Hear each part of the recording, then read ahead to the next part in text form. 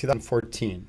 That was the first time here. First time here, but I saw you in Philadelphia. Lance was actually there. So that must have been 2000. Was it a 20X we were doing? Yeah. Was it? Yeah. Yes. You participated in that? No, I didn't. Oh, you didn't? Okay. I don't know. It was like a combination. I think it was one of the first, maybe Unbeatable Mind. Oh, that's right. We did an Unbeatable Mind Seal Fit mashup in Philly. So I was there. When was that? I don't remember.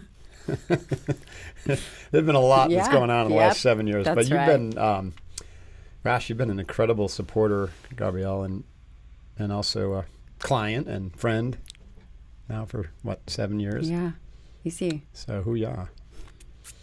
So you're here in California. What's happening in your life before we get into, details of your work? I don't to dive right in, Yeah, well, as you know, I've had a second baby. Hey, do that. Congratulations. Thank you. Leonidas Michael. Leonidas is a very warrior name. Yeah, we figured that they would pretty much be wallflowers. Aries Hunter is our girl right. who you know, yeah. and Leonidas Michael is our boy. Yeah, that's awesome. That's very exciting. He's now 9 months old. And kind of just plugging away at life and my practice and a book and education. Your husband's in med school, Shane. So it's important for folks to know that there's a connection between us there as well. Because Shane was a SEAL Fit athlete, mentee, I guess you'd call him. Yeah, so he feels that that's... Worked with him for many months. He was a stable on the grinder of the old Encinitas Training Center. Yep.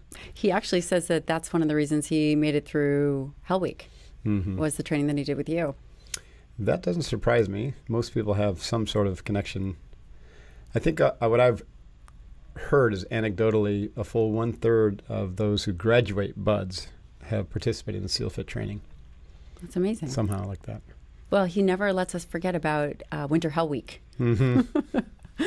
So he was a SEAL for a number of years, and then he left and he's going to Rutgers Med School. Yeah, he's in his 3rd year, and he actually really likes men's health. Is that right? He likes urology and men's health, which is interesting. Very much a gentleman type of specialty. So that's interesting. Hormones and cancer and all the things related to men. And he would throw in a very crude joke right here about men's health, but right. we'll wait for him. We're not going to go there, but we'll wait for him What's to do that. What's it like to be a woman married to a med student? A female doctor married to a med student? It is crazy. It really is funny, actually. We joke a lot about it because there's something that comes with practice. So I've been practicing medicine for roughly 15 years, and there's a certain combination of art. You'd think you'd get good at it if you've been practicing for so long. Right, I know. Terrible. But it's really interesting when you've been in practice for so long, and then there's a medical student that you're actually living with. So, there's all those medical students. And he wasn't your student before you got married, so you didn't reach any boundaries. Right. No, he was obviously not, right? That would be really weird. But the questions, the amount of convincing that I have to do. Now, he's not just a med student, but he's also a SEAL. Right. So his SEALs can be pretty stubborn, persistent. Just a little. Yeah. And I'm curious, so you've got 15 years of experience, and he's a student getting taught whatever doctrine the med school believes in. Has there been any gap or disconnect between what you see him learning and what your experience is in reality? Yeah, there's actually quite a bit of discrepancies, especially as it relates to the nutrition information and also what can be done. The medicine framework is that things are not treatable, that the major illnesses you use, antibiotics or chemotherapy, but that things are not necessarily prevented as opposed to some of the basic things like diet and exercise and don't smoke. But in my clinical practice... So they grossly underestimate or don't even pay attention to the preventive factors. Or if they do, it's incredibly generic. I'll give you an example. I take care of a lot of Hashimoto's patients. And Hashimoto is an autoimmune disease of the thyroid, which the majority of my patients go into remission. But he's taught that it is a disease that just doesn't remit, that once you're diagnosed with Hashimoto's, then you have it. Yeah, so not only is nutrition ignored and preventative, but it's not given any any place as a healing, it's interesting. As a recuperative or healing. Yeah, and also kind of the tie-in with gut health and sleep, and it's largely left out. So that's interesting because my main practice is really about optimization. Yeah. This is a huge generalization, but it almost seems like though Western medicine has been very effective for dealing with acute illnesses, it also seems to be designed to keep people sick. Yeah, and that's why they call it the sickness industry instead of the illness industry instead of the wellness industry, which is, I guess the question is, work that you're doing and others, tons of people we've had on this podcast is trying to change that paradigm, but it doesn't seem like there's any movement from the mainstream medical establishment in that direction. From my perspective, I'm curious, is that accurate? Well, there are groups of colleagues that I believe really push the health and wellness forward, but as a staple, it would not be considered mainstream medicine at this point, but it's moving that way. What's it going to take for it to become mainstream? Peer-reviewed articles on integrated nutrition? Well, it's interesting because there are some, for example, in my area, I talk a lot about nutrition, and there are many randomized controlled trials that support it. But I think where there's a discrepancy is there's not necessarily an interface between nutrition and healthcare. And in my perspective, if we define things as a medical need, so let's say there's an illness or a medical necessity, then that's one thing. And then there should be an interface with nutrition, but it doesn't necessarily have to come from the physician if the physician isn't very well trained. So right now, what you have is physicians that aren't necessarily knowledgeable on certain other healing modalities. And instead of that being a part of it, it's just not, they're just not aware. Right. I mean, a similar thing could be said for the field of psychotherapy or psychology. Absolutely. Right? And so there's this disconnect, right? Yeah. This ignorance that the mind and the body are one. Yeah. They're integrated. So the beliefs you have, the behaviors you have, then are going to affect the physiology and then the disease expression. Yep. So how would you characterize your expertise or your specialty, Gabrielle? I practice a kind of medicine called muscle-centric medicine. And really, I'm on a mission to change the paradigm about how we think about health and wellness. And specifically what that means is right now we're very obesogenic focused. We're very focused on obesity. We're very fat phobic. And everything is addressing this problem of obesity. Let's pause there. So most of the mainstream diseases that come from are related to... They would have you think obesity or... Yes, that is the belief. Interesting. But what if I told you actually at the root cause it's skeletal muscle? And that we're not actually over fat, we're under muscled. And muscle, as the skeletal muscle in particular, is the first organ that is actually affected. And then you become obese. So these diseases like Alzheimer's, especially the metabolic component to Alzheimer's, cardiovascular disease, hypertension, these are diseases of, even obesity, of skeletal muscle first. Not diseases of extra adipose tissue or not disease of obesity. That's subsequent. That's secondary. So you're saying that someone first loses their muscle and then the fat follows? Or the defects are in skeletal muscle first. Defects. So what kind of defects could be in the skeletal muscle? Well, sometimes there is fat infiltration that happens within skeletal muscle, which makes mitochondria less, which makes contractility less, which makes its ability to manage blood sugar less, utilize substrates. So it all actually changes first in skeletal muscle. And then people become overweight, and then you have issues with diabetes. But the root cause is actually skeletal muscle.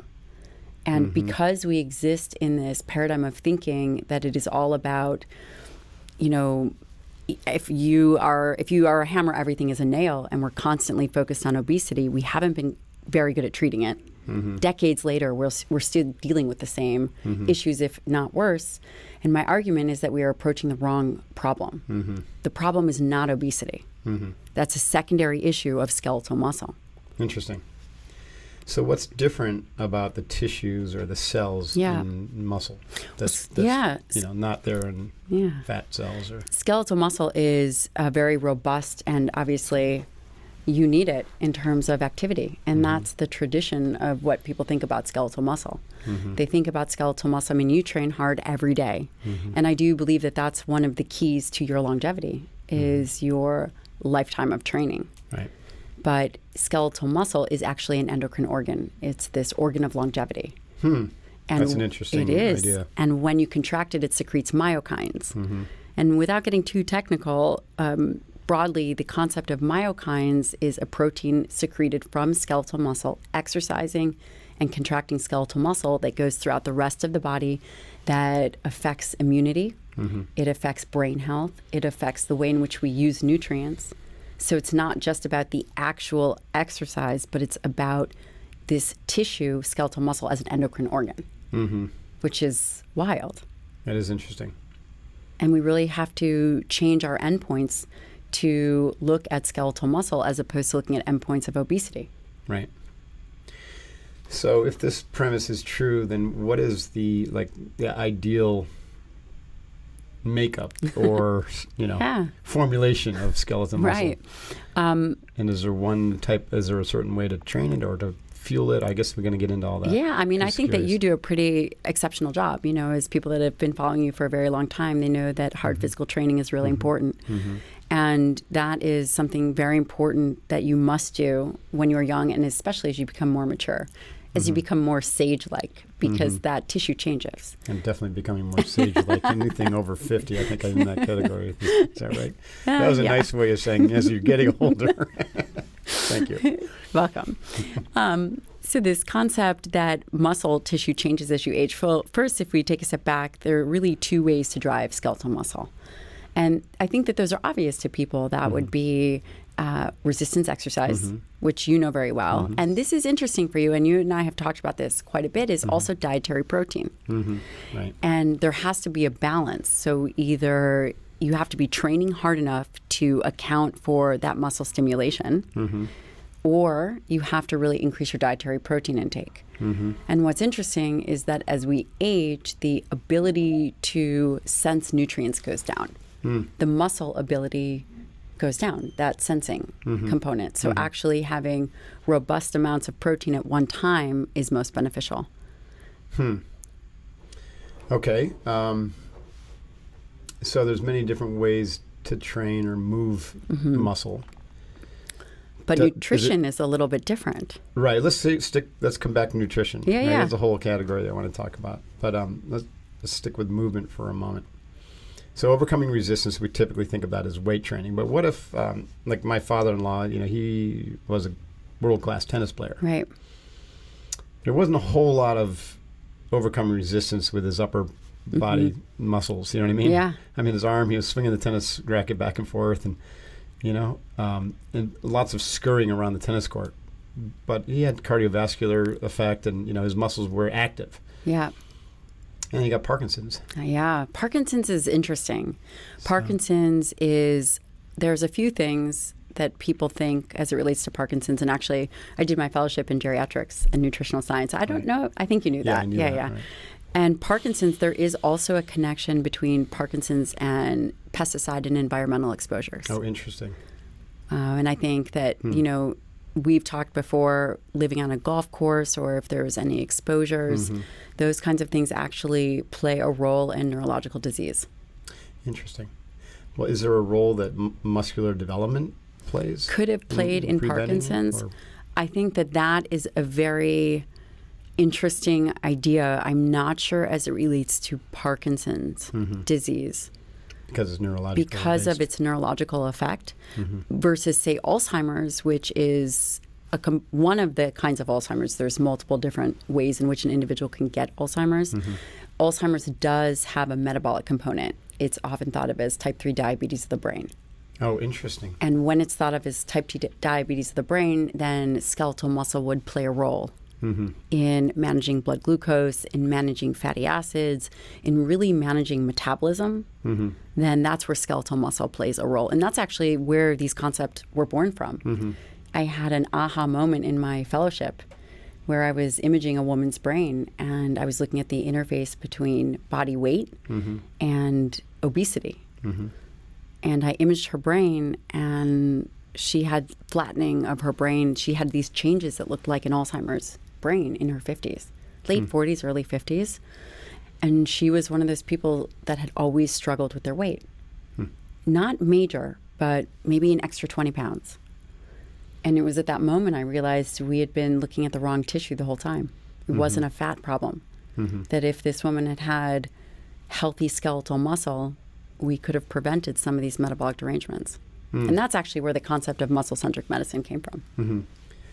On that point, what's their intervention? You just get her starting to do weight training, or what do you do? You got to train people early, and you have to train them with enough volume that it matters. Right now, people go and they'll be on the treadmill, or they'll do things that is very unidimensional. It might be mitochondria-based. Like the tennis player example. That's very unidimensional. But you do need to do some kind of resistance training. And if it can't be heavy, there has to be volume. But it needs to be resistance-based exercise. And there's no way around it. We're domesticated right now. The constantly varied functional movement done at high intensity actually works. It works, and it works better than a lot of medications. And it works better than a lot of these potential interventions that people would say to do. But, let's go back to the 55-year-old obese woman. I mean, what's the intervention? How do we get her to start doing? You're not going to go into a CrossFit gym and start doing muscle ups, Yeah. I mean, the first thing you have to do is get her under metabolic control. And we did a dietary intervention, and it was more of modified carbohydrates, modified protein, and modified fat. It was calorie control. We live in a state of overabundance.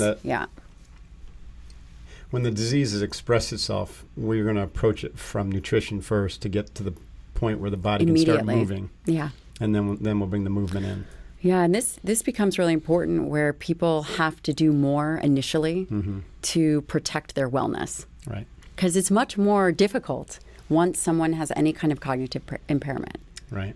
But if we can protect them midlife, these diseases of aging, while we think about them as diseases of aging, they actually start in your 30s. Alzheimer's disease is a disease that begins in your 30s.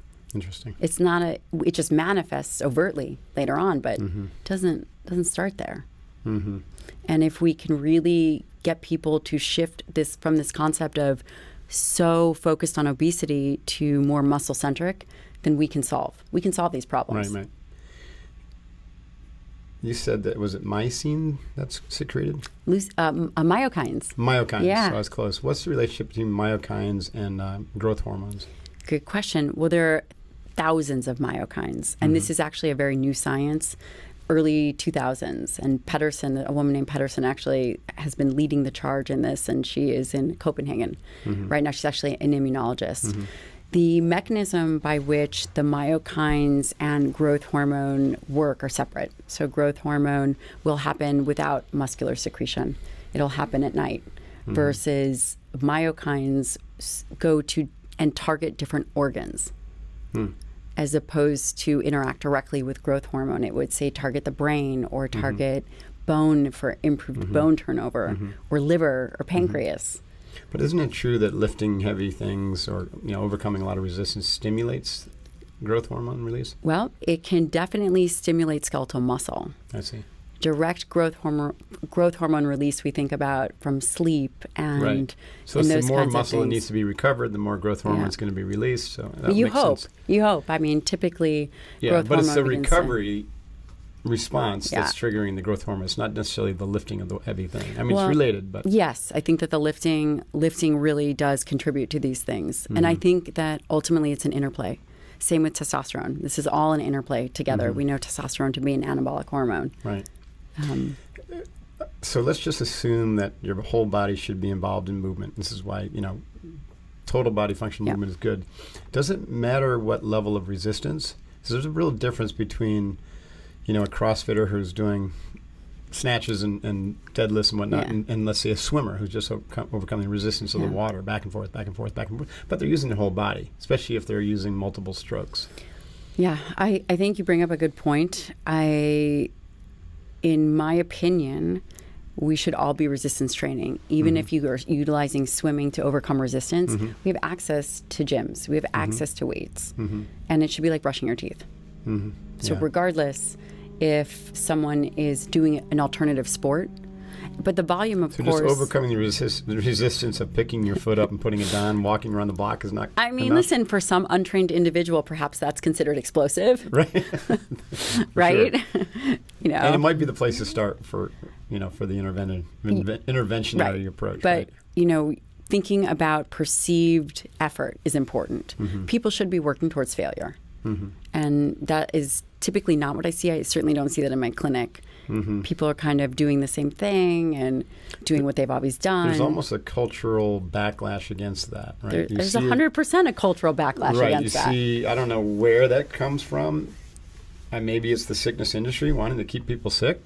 So they produce these articles and they've got these journalists on their payroll and they're putting out this counter narrative that extreme fitness or working too hard is bad for you or could lead to heart problems and all this stuff. And listen, extreme training can. It can. But we're talking about extreme. Well, extreme training for me, normal training for me is extreme for somebody else, so it's all relative. Yes. Let's take that up a notch. Yes, I do always think, when I think of you doing your very high volume workouts, some part of me cringes like, oh gosh, how can he do all that? It's amazing. But when I think about extreme is the 100 miles. When people are just really doing... Goggins would be an extreme. Extreme, capital E extreme. Yes. Okay, yeah.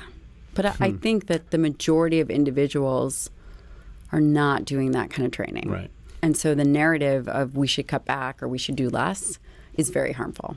It really softens our society unnecessarily. What do you think of the slow zone type training? I think I've always been curious about that. Like just super slow concentric and eccentric movement. It's very different than the explosive kind of metabolic pump that you get from a CrossFit or an Orange Theory. I think everything is helpful because it's movement, but it doesn't mean that's what's going to really move the needle for an individual. I know some people use eccentric movements to help improve bench press or really help improve form and also strength. But as a overall way to train, in a unidimensional way to train, it's probably not ideal. Yeah. I would also suggest that yoga and Pilates kind of go in that category of nice for flexibility, but it's not going to do much for the physiomuscular skeletal longevity. I agree. And I've seen a lot of yogis shrivel up into these little sticks, and then they get injured, and they don't do so well. Yeah. And I think that was kind of the teaching was not brought to the West in its integrative form. That's interesting. I hadn't thought about that before, but the yogis were also doing other things. They were doing a lot of other things. Yeah, and martial arts and yoga have a common history. A lot of, there were yogis back in India who were weightlifters, and, Indian club bells came out of that kind of tradition. We have some of those. Right, and so they weren't just doing the stretchy bendy forever, for long periods of time. Isn't that interesting how when things are taken so far out of context to what their roots were, it totally changes everything? Right. I think the yogis separated athleticism and the process of yoga, which was mental development. And I think it was actually it came from the YMCA network in maybe the Netherlands, somewhere over in Europe, where they kind of merged gymnastics with asana to create what we now know as yoga in the West. But that actually wasn't the way it was practiced. You had individual poses that were kind of suitable for a particular person, particular age, particular injury, particular time of year. And then you would practice a few poses, and that was all to get yourself into the meditative seat, so you can work with the mind. Anyways, that's a little tangent. I love it, isn't it? Do you remember that I actually went through your yoga training? Kokoro yoga, of course. I did it. Yeah, that was awesome, wasn't it? That was 12 awesome. days of nonstop integrated yoga. That was awesome. We don't do that anymore. I know, but we kind of ran out of time. There's only so much time. Yeah. We'd like to bring that back. Oh, well, count me there. If you bring it back, I'll be there. We'll bring Shane, too. Yeah, that'd be good for him. He definitely needs yoga. Go ahead. No, you go. really think a lot about what you said when you watch a lot of the yogis and individuals kind of shrink. Mm-hmm. And that is what people often think of as sarcopenia, which is a loss of muscle strength, mass, function. And that is really preventable. Mm-hmm. And I think that we should spend more time focusing on that than we do on obesity or being overweight, because that really impacts the trajectory of how people age. Right, I agree. And it's fixable. Common lexicon is, okay, so if you have a high metabolism, you're going to burn a lot of fat. And so, but when we're linking it to your theory, having a high or a healthy metabolism is probably the result of having a healthy skeletal muscular system. I believe that to be true. And I also believe that where muscle really plays a role is, number one, at baseline. It allows you to have more flexibility in your nutrition, whatever that is, whether it's, proteins, carbs, fats, however you decide to eat, and also the amount of calories that you eat. Your muscle really allows you to have that kind of flexibility. And I want to clarify that by saying, when you train, that's where you really contribute to your metabolism. Right. Is really through training. Right. So yes, I would agree with you. So we've talked a little bit about kind of the general prescription for movement is a lot of variety, overcoming resistance, and total body, right? As opposed to monostructural and very, very light resistance, like a jogger. Okay. Right. So that's a general prescription, and then from there you'd want to take it more to the personalized level. Is there a general prescription for the nutrition part? I do believe that everyone should work towards. Well, I think that there's a great starting place, and that there is bioindividuality, which we can all agree upon. Right. Some people do better on a higher protein diet, and other people feel better on a more plant-based diet. And I think, number one, you have to listen to your body. And then the second part of that is there are some core fundamental science foundational principles that we can all start with. And one of the things that we know for sure is that the body requires high quality protein to account for not just muscle mass, but also turnover, especially turnover as we age. The liver goes through regeneration. The intestines, the body's constantly turning over. Tendons turn over, although at a much, much slower pace. And the way I think about a nutrition prescription is anchoring it in high quality protein. Now, you said, and there are some interesting scientific studies coming out now that actually, and I say this because I have a sense of your kind of dietary habits, that people that are... What are you watching over my shoulder? Years later. Is there a diet cam in my kitchen? Instead of the nanny cam, we actually have the diet cam. Sandy, Ruh-roh. What is it? Yeah, you're in trouble.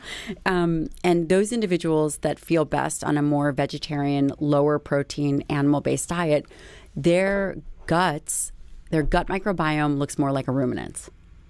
And those like a what? A ruminant's, like a cow. A cow. So Mark kind of looks like a cow. Thank you very much. But anyway. It's the first person to call me a cow. But hey, there's always a cows first for are everything. Considered sacred in the Hindu and Indian traditions. And I bring this up because anyway. So I bring this up because the bugs can actually, they scavenge for nitrogen, and they can actually produce some essential amino acids. Right. This is groundbreaking, proof of concept. So not all biome bugs are producing amino acids? We don't know that to be for sure true, but I can tell you from what I'm beginning to see in the literature that those individuals that have a more vegan, vegetarian diet, while we would think they would be much more protein deficient, there's some evidence that their gut microbiome, the bugs actually can scavenge and generate essential amino acids. That's interesting. That explains why cows have so much, look so strong, they have so much meat, and they just eat grass. Isn't that interesting? That's fascinating. So they're producing their own amino acids. But I don't know how that translates for humans, and if that is an optimal way to approach nutrition. This is probably not in your wheelhouse, but it seems to me that diaper changing? Yes, it is. Well, no, it's not. Just throw that out there. No, I was going to go with just the adaptability of the human being. So if all we had was available was just shrubbery, we'd probably be like a cow. We'd probably have the biome. We'd be producing tons of protein. We'd be running around the jungle and doing just fine. But maybe over time, as our food became less diverse and more seasonal, and we had this notion that, oh, well, I got a cow over here. If I eat the cow, then I'll have that density of protein. And so then our bodies adapted to that. I think that there may possibly be some truth to what you're saying. I love throwing out these wild theories that can't be proven because it keeps you safe from criticism. Right? But if you think about it, the gut microbiome does change, and it is very diverse, and human beings can survive on all kinds of nutritional plans. Right. It doesn't mean, though, that it's optimal. Right.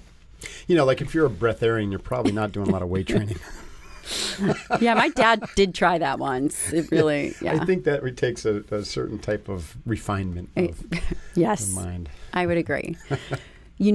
As we age, I bring it back to aging because that's something that we all do, hopefully, God willing. We all do age. And high-quality protein is really important. Why do you say that? Like, I prefer not to age. Just because it's an honor, hang out right? with a 25-year-old body. No, it's an honor to be able to, Well, the mind's going to get wiser and wiser. Just let the body stay where it's at.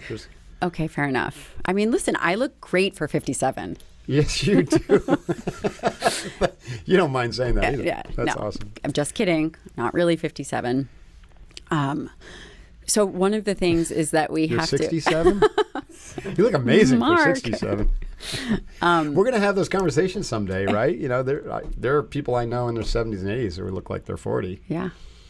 And so that's part of the whole longevity is like the quality of aging. It is all about the quality of aging. And I think that when we talk about longevity, it's not, we have to define, are we looking at the last 6 months of life? Are we saying, well, longevity is increasing the length of time from 6 weeks to 6 months? Yeah, no, that's not the way I look at it, but it could be one. Right, I agree with you. It is really about how an individual goes about their life and what does that actually look like. Dr. Sinclair calls it lifespan.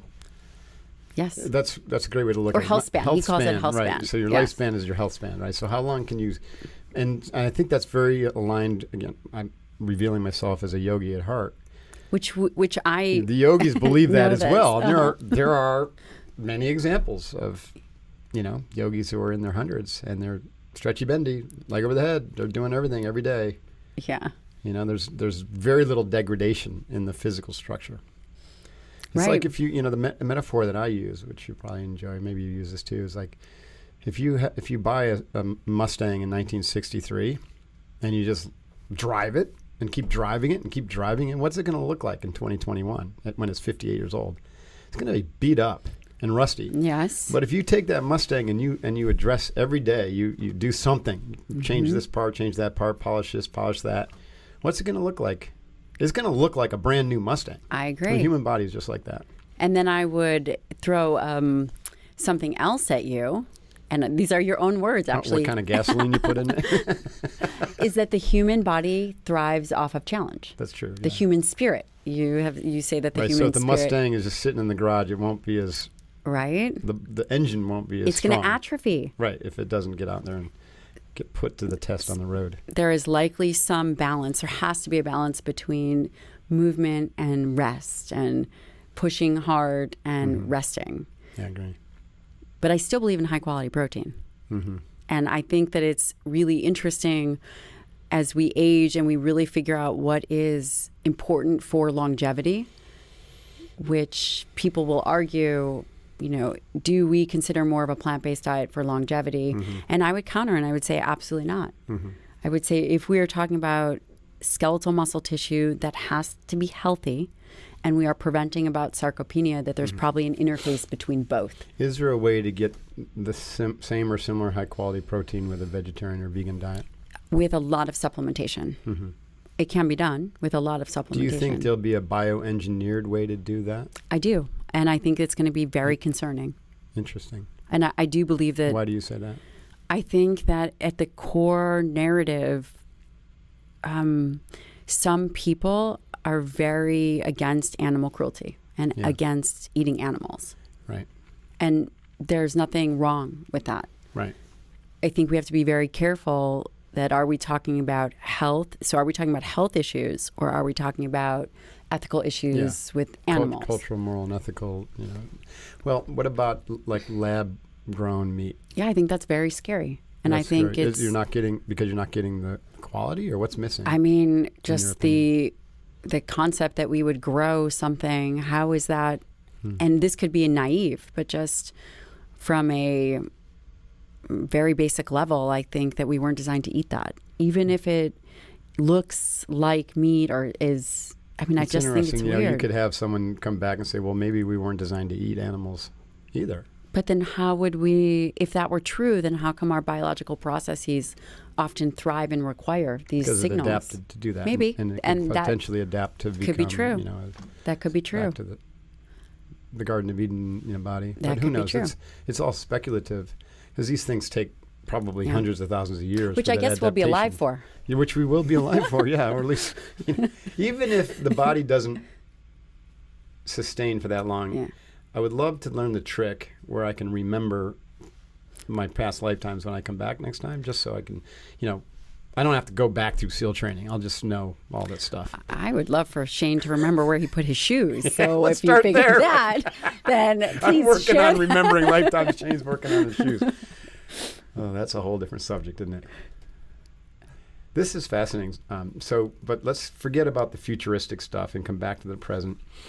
What's someone going to do if they really, really want to be clean and whole foodish and vegetarian, but like me, I tried it for 9 months until I was looking at my arm and I saw a tri-tip. I listen, I have had these really good.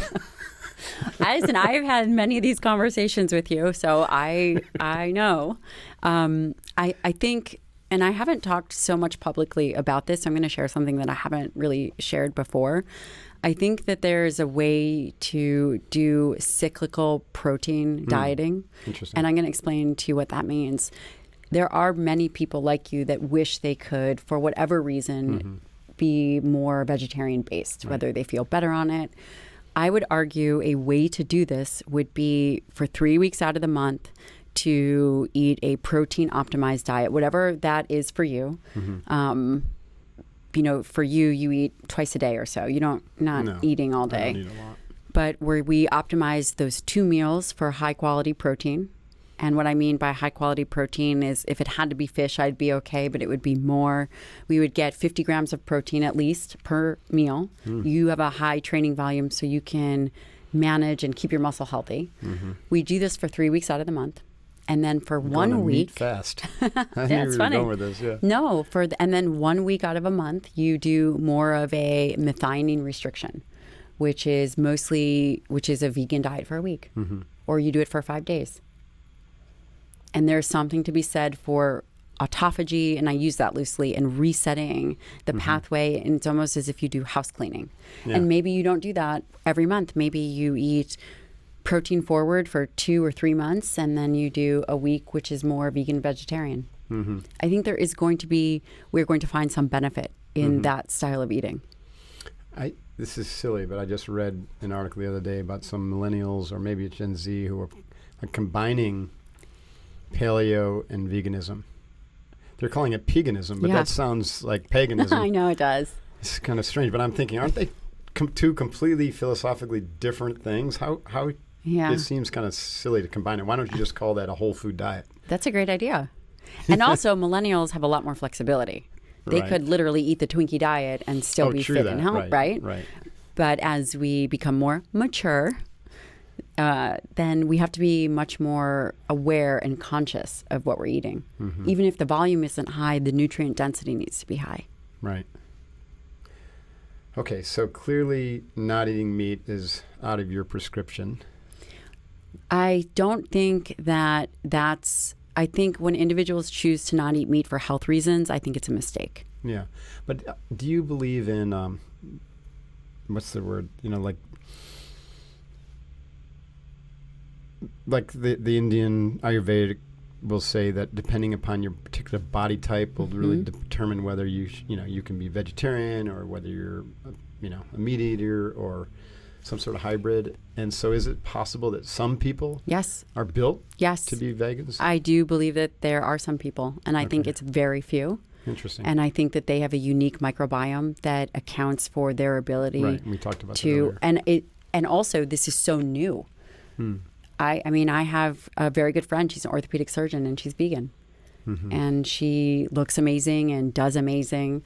And there are certain people that do very amazing like that. Yeah. It is not the mass majority, but it does exist. And that's why what I think is the best of both worlds is we start with good foundational science of high quality protein, great training, really shifting the focus from obesity to muscle-centric, focusing on myokines, focusing on muscle as this endocrine organ, which it is. Laying out a high quality protein based nutrition plan. And then if an individual doesn't feel well, doesn't resonate with it, then they can begin to adjust for their own biodiversity. And that's actually the best of both worlds. Yeah. So we start with the protein and also keeping calories under control, those kinds of things, and then seeing where someone is. Yeah, it's like with the movement example. You take care of the general physical principles, strength, stamina, durability, and then you do the more sports-specific application depending upon the individual's skills and what their goals are. Yeah, absolutely. And then we also have to think about carbohydrates. People often think about carbohydrates in this 24-hour period, but I like to think about carbohydrates in a meal-to-meal basis. And that allows you, so if you're eating under 40 grams of carbs per meal, then you're not doing the subsequent insulin spike. And I think, being aware that a more vegan vegetarian diet is much higher in carbohydrates and really kind of honing in on plant-based proteins, which are largely don't have the amino acids that we need. But if you were going to do that, then focusing on some of the plant-based proteins, adding in some essential amino acids and making sure that your carbohydrate intake is within a particular threshold. That's a great place to start for someone who is more yogi at heart. Right. So what do we know about peptides and how do they relate to health and longevity? Yeah, health and longevity and amino acids and protein, because they're a building block of protein, right? So what you're thinking about, so peptide, yes, are amino acids. And when we think about peptides, when we are talking about usage of, say, research grade peptides or peptides that we are going to inject or even a non-peptide like substance, what we're focusing on, and this is something that we use in practice, is to target a very specific need. I'll give you an example. One of the peptides that I use a lot of is called BPC 157.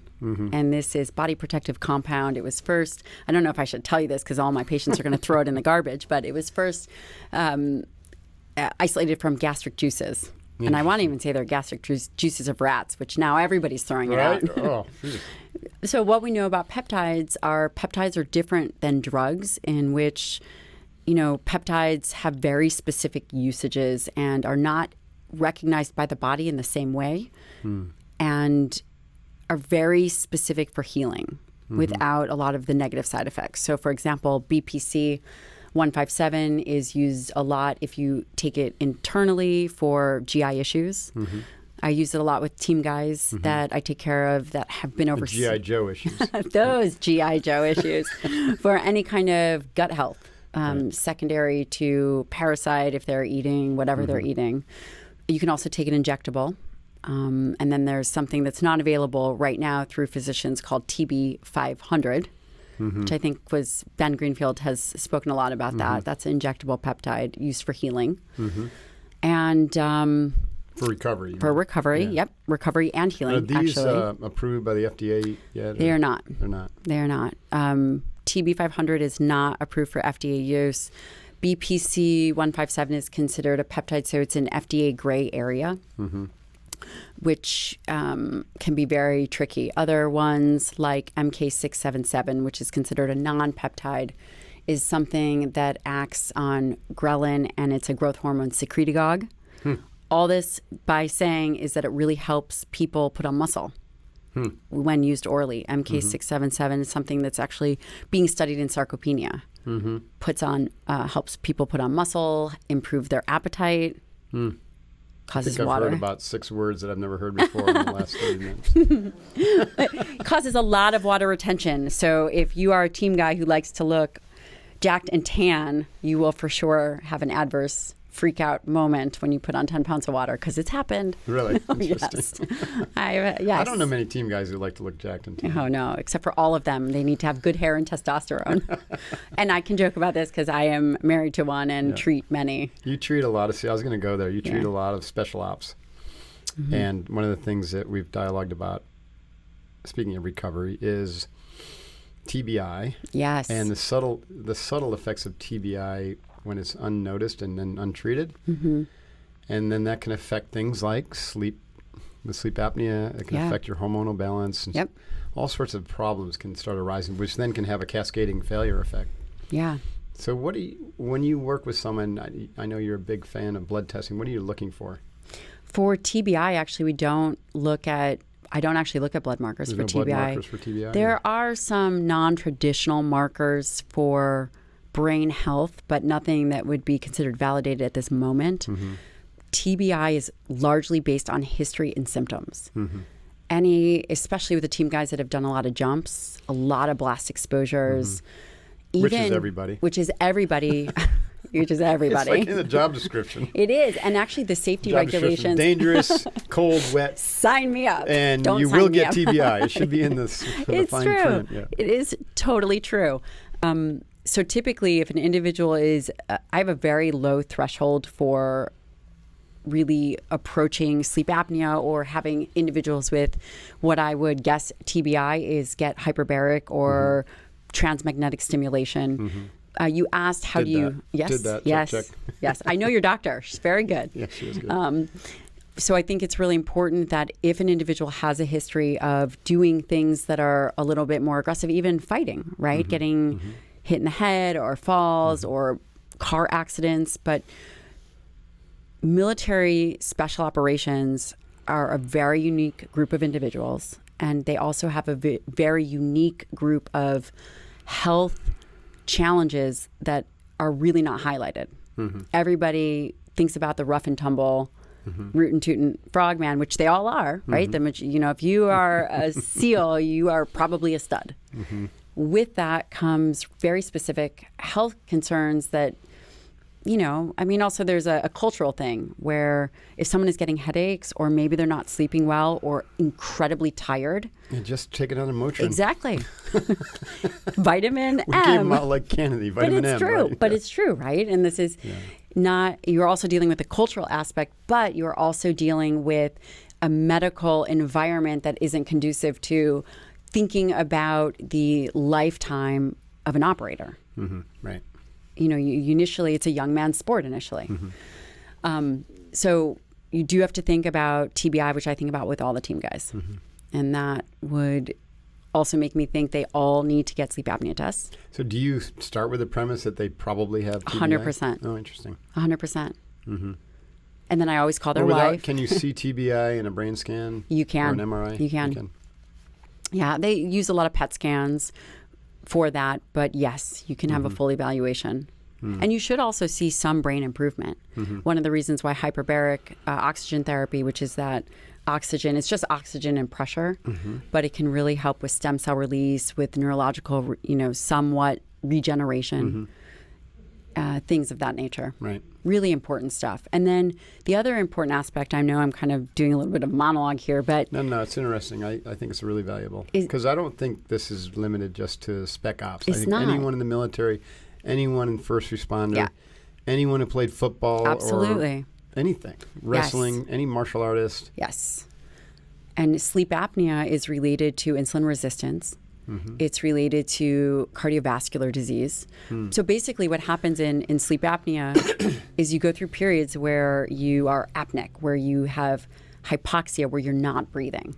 Mm-hmm. You're building up CO2. And that's a neurological thing. It's not a physiological, or it's both. It's both. It's both. And one begets another. The limbic system is what's not working probably, right? In the neurological sense. So it's then causing a physiological lapse. or you have big, strong neck muscles, or you have musculature that the way in which it sits affects. Yeah. Okay, it could be the other way So around. typically we think about obesity and sleep apnea, but I think about obesity and musculature. I think about muscular guys and individuals, whether men or women. I always screen for sleep apnea. Anyone that says, I'm just like really tired. It must be my hormones. And you check their hormones and their hormones are okay. Is there any research on like percentage of the population who has sleep apnea? I was looking at some of the data this morning. I don't know that number, but I will tell you that there are risk factors. It's way more than people think. Yeah. And we see this explosion of using blue light blocking glasses and trying to hack your sleep and hack your energy. All of that's valuable, but it's not valuable if you're not getting to the root cause. And people that you would never think have sleep apnea. Such as have sleep apnea. Right. And I think that all physicians should be testing their patients for sleep apnea. Interesting. Because it also protects their brain. Right. What are the long-term effects? You already mentioned. Oh, man. Cardiovascular disease, hypertension. People that cannot get their hypertension under control, which is actually a lot of team guys. There's a lot of metal exposure. There's all kinds of exposures. And again, this is not just for special operations, but anyone who has had environmental exposures or has a history of hypertension should also be tested for sleep apnea. Anyone who cannot lose weight should be tested for sleep apnea. Anyone who is starting to have a lot of anxiety and waking up very anxious. There is catecholamines that are released when you go through that non-breathing moment. I mean, that's a stress response moment. And it's very important and it's very underrepresented. And it's interesting, the more an individual does something to try to get a baseline, for example, if they're really tired and then they're taking more caffeine to just feel normal. Or a hardcore workout. Exactly. Navy SEAL response is both. Mark. Caffeine and then the workout and then more caffeine. Right. And then another workout. Of course. And then you're really trying to overcome something that is at the root cause. Yeah, interesting. Let's just stay with sleep apnea for another second. So the test for it is just simply to hook yourself up to this simple little device. Well, your test overnight. was. Okay. So there's other tests. There's other tests. You can go into, I didn't think you were going to want to do that. No, definitely not. But there are sleep tests that you can do at home, and it looks at kind of changes in arterial volume and oxygen and things of that nature. Are those fairly accurate? Yeah, they are. Okay. That's why I use them, of course, but they are fairly accurate. I will say one thing. Aura is a great product. I don't use Aura. People will say, well, I don't have sleep apnea. I saw my Aura ring. That actually is not a test at the moment for sleep apnea. It doesn't pick it up. Maybe they will in the future. I think that they probably will, but at this moment, it's not. I would hate for people to decline a sleep apnea test because they feel that their Aura ring is telling them what their device. I was using the Aura ring. I don't use it right now, but it didn't. It said I had a 90 sleep score. Yeah, I know. That's why it took us a year to get your. I didn't believe you. Okay, so testing is one thing, and then if you have anything mild or worse, then there's a prescription. And most people do the breathing device? The CPAP, yes. So Shane... And I didn't want to do that. That's right. And I just saw some research that said there was some issues with that. Yes. The issue... and also, by the way, Shane has sleep apnea. Throat cancer issue or something like that. The issue was that there's material, and it got recalled, there was material in the piping. A specific type of device? Yeah. Okay. But the majority of it is safe, and that one was recalled. And, I think a good strategy is, depending on if it's mild, moderate, or severe, that you start with a mouthpiece, which they typically recommend, and then you retest. That's what I did, yeah. Right, and then you retest to see if you're actually breathing better. And then I'm a good student, so I don't need the retest. Okay. This is like, yes, of course not, Mark. I'm calling Sandy. The next thing is a CPAP machine. So Shane actually has pretty significant sleep apnea, and his, he did a lot of jumping, and he also has some jaw issues, just the way in which the jaw musculature sits, and he has a bit of an underbite that actually affects his ability to breathe when he sleeps. So he uses a CPAP machine. What is the effect of just mouth breathing versus nostril breathing on sleep apnea? Yeah, Because when I've heard that, like 25% or so of the population breathes through their mouth. Which is not great. No, it's not great. And it has an effect on the development of the jaw. It does. And so I wonder if that then also leads to problems. It is likely a feed-forward mechanism. Yeah. Yeah. But the problem is if you have sleep apnea and you tape your mouth, then and you're a mouth breather, I think that there's a risk to that because you don't know if you're going to retrain. Yeah, right. So That does sound kind of risky. It is risky. You could literally pass out and sleep. You actually have more hypoxic episodes, apneic episodes. This is where Because mouth... you haven't trained, you're not breathing through your nose as a default. It doesn't immediately default back to that. And this is where mouth PT, there's actually physical therapists that deal with the tongue and the mouth. My wife, I think she's one of those. I'm just kidding. I was like, I don't think so, but... Sandy's going to be real mad at us. You might be really mad. Sandy, do not listen to this episode. But I think that there's some major benefits to doing maxillofacial PT. Interesting. I mean, I haven't done it yet, so I can't say. I'm trying to imagine what the exercise would be like. Can you imagine? I had one of those little chew toy things. I don't think that that's what they're... Oh, my God. You just kind of do about 100 reps before your jaws are smoked. That is really funny. So where's Mark? He's working out. And you just see him in Sandy the corner. actually would tell the story where talk about crazy stacked practice where I'm box breathing and I've got my grippers and I've got my chew toy and I'm going. She's like, oh. I would pay to see that video. I am definitely putting that one on YouTube. That one is going viral. Yeah.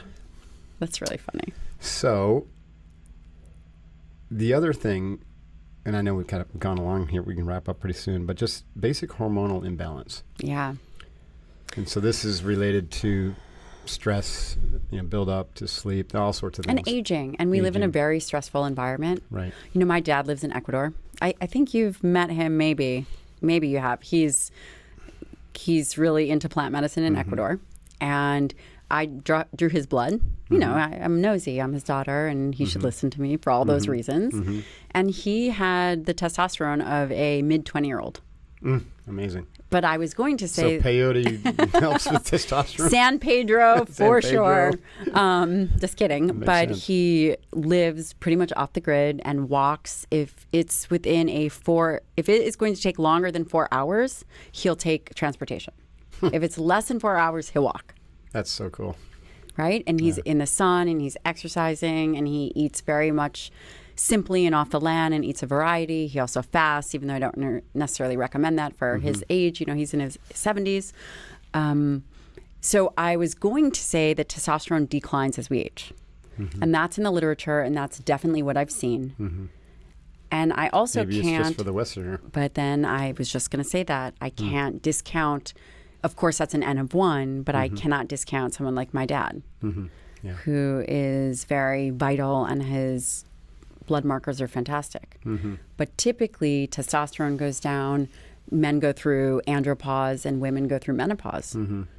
And could it be that, I'm sure there's... You'd think the men would go through menopause. That's, oh my God, you're right. The women would go through womenopause. That's true. Mark, I think that you're onto something here. Yeah. I see another book in your future. Staring down the wolf of menopause. Okay.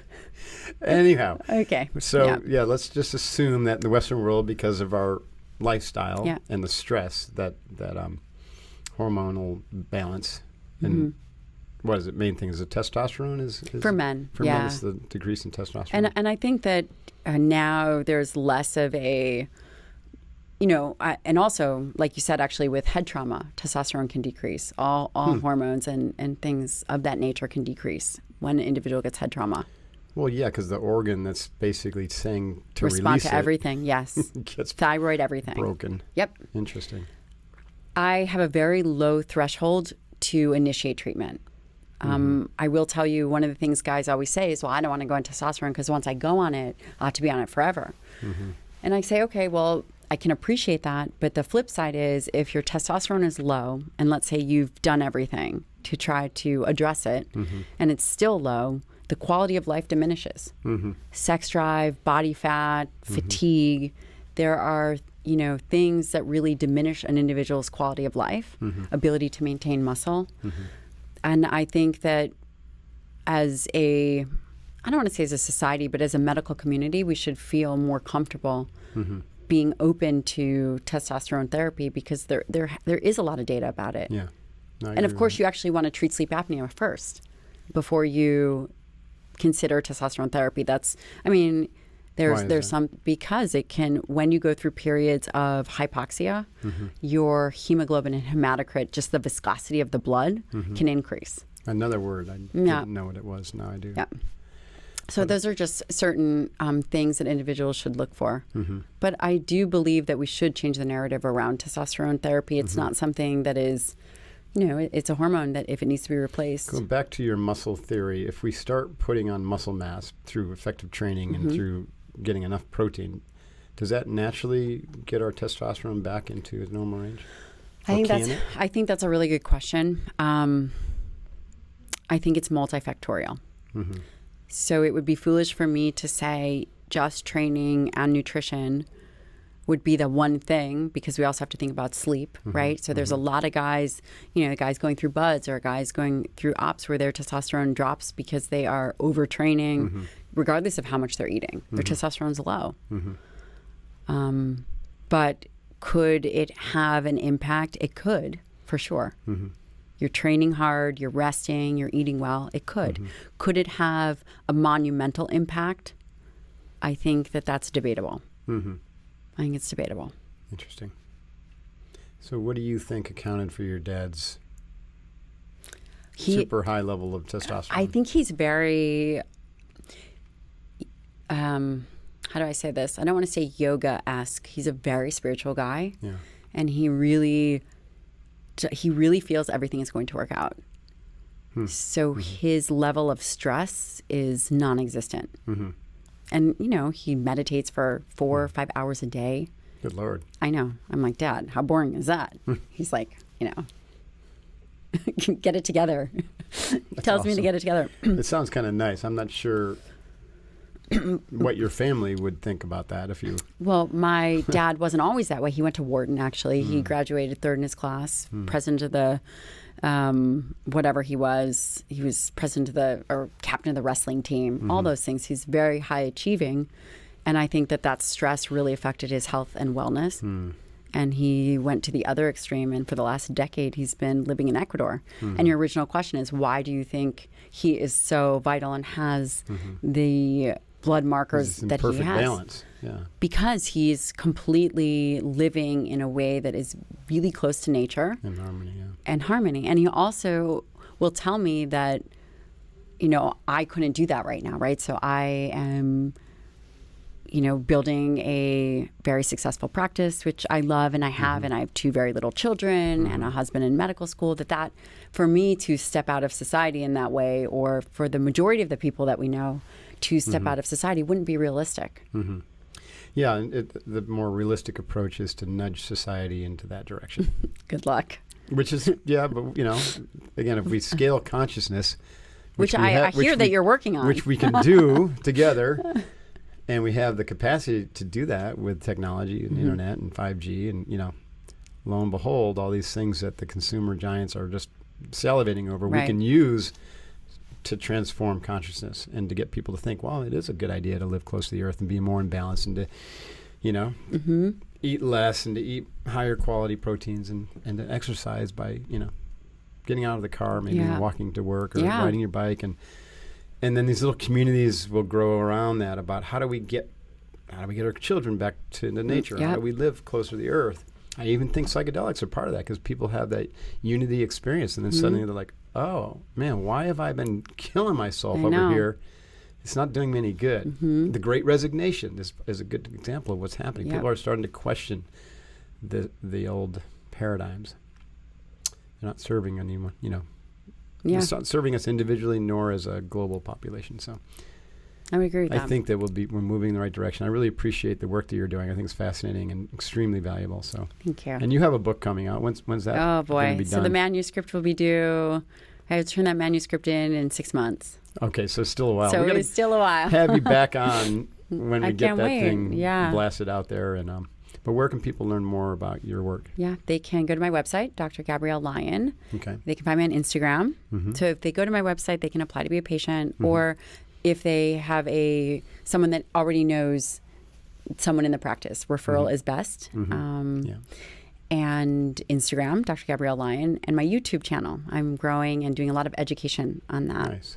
Good for you. And then newsletter, which I vet and I send research, things that are interesting. Or, for example, this podcast will be in my newsletter. Nice. And Thanks. that's where they can find me.